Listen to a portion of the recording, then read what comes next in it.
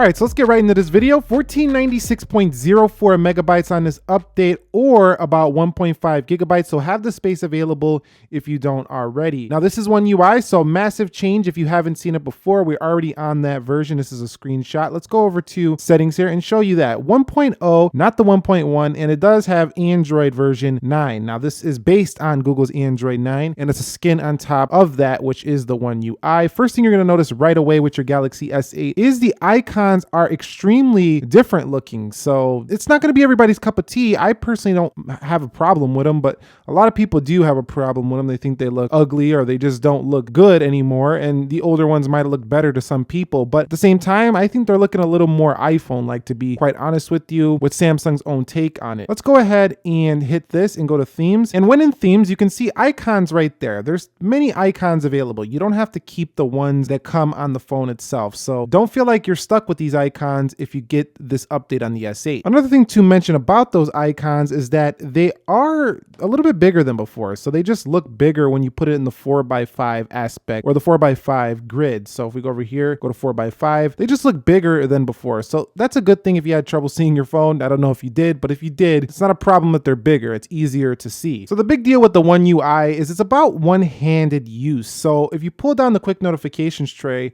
you can see, look how easy it is now to just tap these buttons here. As before, it would be a little bit higher up. The clock's now higher up, and now you have your buttons down here. So a little bit easier to reach there. Now the S8 already has beautiful ergonomics, being very narrow, and the ability to do that is just even better than, you know, reaching for that fingerprint sensor. Now you could just pull it right down and everything's right there. Now, if we go into the clock, look at the alarm clock settings here. So everything is lower, again, easier to reach one hand. Now, if you also turn on the all new navigation settings where you're going to get gestures now, it becomes even easier because it drops it down even more, as you've seen right there. Brightness slider right at the bottom where your thumb would rest. That's easier than reaching up to the top to change the brightness. Let me bring that up just a little bit more here. Now, certain things don't change, like the calculator is not that much different than the last one, but still you can see how they're trying to push it down as far as possible. So overall, really, the One UI is just a cleaner UI for one-handed use. You can see keypad, recent contacts, places come down to the bottom as well. And it's a major change for your Galaxy S8. And not only did the icons change on your Galaxy S8, also the way the apps look when you actually are in the application. So Files, for example, looks different.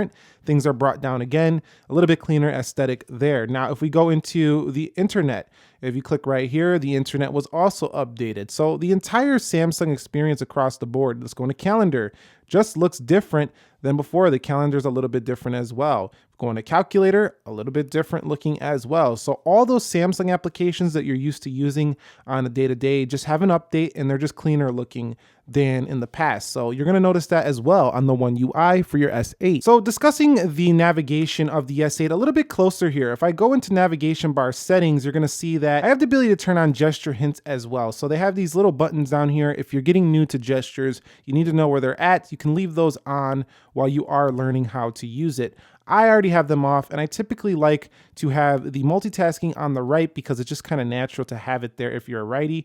If you're a lefty, you might want it on the other side, but you can go ahead and go back on this side, and this will go home if you're in an application. So it'll go back or it'll go home. So if you're doing things back on the left, home in the middle, and then multitasking on the right, if you switch it around, it's obviously the opposite way. Overall, I do like having gestures, and I still like having the buttons as well, because sometimes I don't want to think about gestures and I just want the buttons on. So again, great customization there for your S8. In addition, these navigation keys do look a little bit different. Just the design of them is just slightly different than the Galaxy S8 before when it was on Android Oreo. Multitasking also looks different for this phone. It is now side to side. So this is going to be another big change. You're going to have to get used to going side to side versus the vertical way that it was before. Now, if I go ahead and click the top of the app, this is where you're going to split screen now. You have to click the top of the app, and then you open and split screen right there. Now, when in that split screen mode, if I click that, you're going to notice something different about the One UI that I don't like. I mentioned in all my One UI reviews so far is that you cannot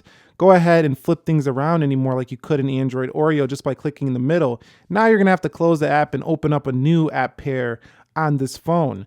Also, Pop View is here that gives you a new feature in Pop View, which is the transparency. So now you can make the icon or the application that's floating transparent now, which is a useful feature. LG has been doing this for a long time, but Samsung now does it here with the One UI. So overall, multitasking and going through your applications is a little bit different.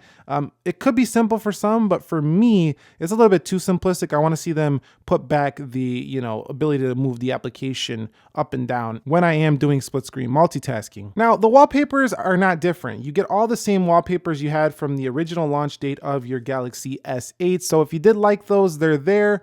But at the same time, there's no new Galaxy S10 wallpaper. You're gonna have to download those separately, as I did here for the S8. You can see this is the S10 wallpaper on board. So when messaging, you do have Unicode 11 emojis now, so a few new emojis in there. And also the keyboard does get some updates if you are typing. You have the ability to go ahead and go over to this 3-dot menu, scroll over till you see modes, and then you're gonna see this floating keyboard. So this is a new feature here in the One UI, which is nice. You can float this keyboard around and move this thing wherever you want it on the screen, which is a nice touch for the One UI. This keyboard is also adaptive. It will adapt to the night mode. So if you put it in night mode here, we'll talk about night mode in a little bit, you can get a dark keyboard here for the Galaxy S8, which is nice. It would just look odd to keep a white keyboard when we go into night mode. So that brings me on to the night mode, which you can have scheduled, or you can turn it on manually whenever you feel like it. So going into the night mode, you could see you could turn on now or turn on as scheduled. And basically you have the ability to put at sunset to sunrise or custom schedule it whenever you know you don't want to be looking at a bright screen.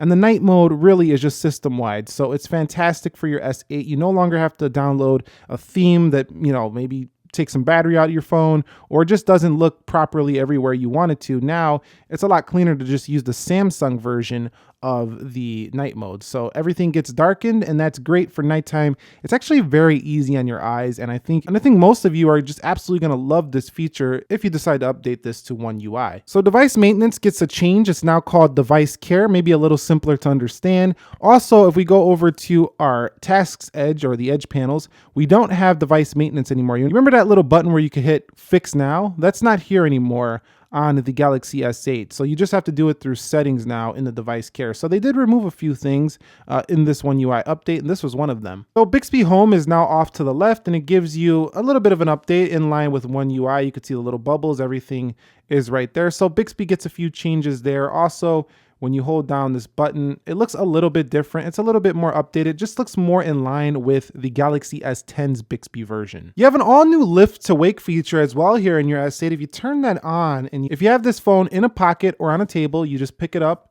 and it will lift up and wake up. It'll look for your face, or you can put your fingerprint sensor and boom, you're in. So like raise to wake on the iPhone, you now have lift to wake here for your Galaxy S8. However, there's no double tap to go ahead and open up the lock screen on the Galaxy S8. So you still have to rely on the fingerprint sensor or the capacitive button, but the Galaxy S10 gives you the ability to just double tap to wake the screen. That's not here for the S8. Always on display gets an update. In display modes, you can now put tap to show. So while I said you couldn't tap to wake the screen, you can tap to wake the always on display, which will show you it right there. So that's a new touch here in One UI, which is nice if you don't like having it on all day, but you just want to tap to see the time real quick. That's a nice update to the One UI. If you're that type of person who leaves all of your stuff on your phone, all your recent calls, your recent messages, and never wants to delete them, you'll like the One UI, as well as the S8 gives you the ability to have up to 2,000 recents versus 500, which is a significant increase. It's like a 3 times increase. So that's going to be worth it here for you on the One UI for Galaxy S8. So how has the performance been so far on the One UI? It feels a little bit smoother than the past version on the S8, but it doesn't feel too much faster. It's still a Snapdragon 835, 4GB of RAM. I've said it before and I'll say it again. I think Samsung phones need around 6GB of RAM to be the best performers out there. And even then, they're still probably not the smoothest phones on the market, but they are some of the most feature rich. The Galaxy S8 doesn't feel much faster here to me on the One UI. So don't get this update expecting huge performance updates. Just expect huge visual changes, more so than just feeling like a much faster phone, because Oreo already felt just fine for the S8. This just is going to make it a little bit more visually appealing. So the battery life doesn't seem too much better either to me so far. However, I can note that on One UI and all my other Samsung phones, and I'm seeing it this one as well, it hasn't hurt the battery life. So it doesn't hurt you to update to the One UI, but it's not going to give you massive gains here. So don't expect to get, oh, I'm going to get One UI and I'm going to get much better battery life on my S8. You're probably not. And the camera UI is now in line with the Galaxy S10. You can see, you just swipe through the bottom Elements kind of going in line with the One UI being at the bottom again, bringing things down for one-handed use. You got your food modes, photo, selective focus. Everything is here. It's just a little bit different looking. Bixby Vision up top, AR emoji up top as well. If we go into settings, all your settings are right there for camera. It's a nice looking camera UI, but you do lose the ability to shoot promo video, which might upset some users. So do keep that in mind. But the camera UI is a big update here for the One UI on your S8. So that's it for me, the Galaxy S8 One UI. There's a lot of features you can play around with in this. Overall, I think it's an upgrade you should do because it keeps you in line with the latest and greatest Samsungs out there. This should hold you over for quite some time and keep your S8 looking a little bit more fresh. So let me know your thoughts if you have the S8 One UI, the battery life you've been getting, the performance you've been having. Share with the community, help people out that use this phone. I will catch you all in the next episode. Nick here, helping you to master your technology. Thank you very much for watching. Be sure to be well, enjoy your One UI, and peace.